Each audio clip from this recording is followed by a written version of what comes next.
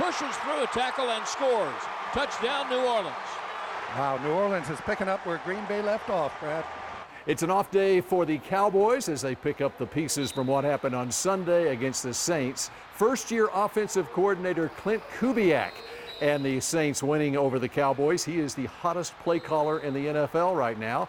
And Bill Jones here in Southlake tonight with a guy who knows Clint Kubiak pretty well and has a big things going here at Southlake Carroll High School. It's the Carroll Dragons head football coach and newly appointed executive director of athletics, Riley Dodge. I want to get into all of that, Riley, with you. But first, talk about Clint Kubiak a little bit, because you were a GA on the staff at Texas A&M with Clint in 2012 when Johnny Manziel won the Heisman Trophy.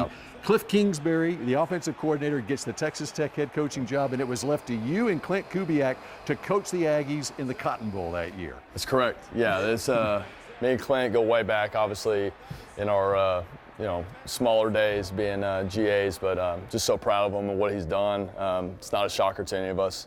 His work ethic. I wish he didn't do it to my guys on Sunday, but it's not a shock. But yeah, we had a lot of fun together in 2012. And by the way, in that Cotton Bowl, Johnny Manziel set a Cotton Bowl record with 520 yards total offense. All right, he's doing great things. He's going to be a head coach of the NFL pretty soon, probably, the way he's going right now. You're now in your 7th year here at your alma mater, Southlake Carroll, and now you have the title Executive Director of Athletics. For a guy who played here, played on state championship teams here, what does that mean to you? Yeah, it's just a full circle moment. Obviously, coming back here as a head coach, that's all, that's what I dreamed of, to come back here and to lead this program, and now to be the athletic director and to oversee all of our athletes and coaches is an amazing honor. The support and the trust that the school district has given me is definitely humbling, but I got an easy job. We got the best head coaches in the state of Texas.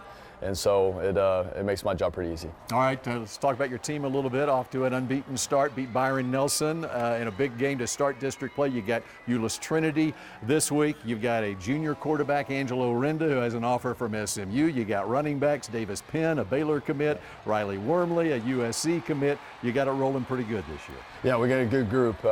It's an inexperienced group. It's a young group as a whole. So every day's a new day, but they're learning it through the process a little bit, but I'm proud of the way we've started. Big win the other night versus Byron Nelson, and we got a big test this upcoming Friday. Okay, and Trinity is unbeaten. I want to take you back, though, to what I still consider the greatest high school football game and atmosphere I have ever witnessed. It was 2006. It was two defending state champions going at each other the day after Thanksgiving on Black Friday. It was Southlake Carroll and Euless Trinity. You scored the game-winning touchdown in a 22-21 win. Yeah. And I think you got knocked out on the touchdown play, too. I did. What do you remember from that game? And what a classic game it was. Very little, but if I was able to watch back. It was kind of like a movie, but like you said, unbelievable atmosphere. We were the #1 team in the state of Texas at the time. They were #2, both coming off state championships. Both programs had never played each other, and we meet in the second round.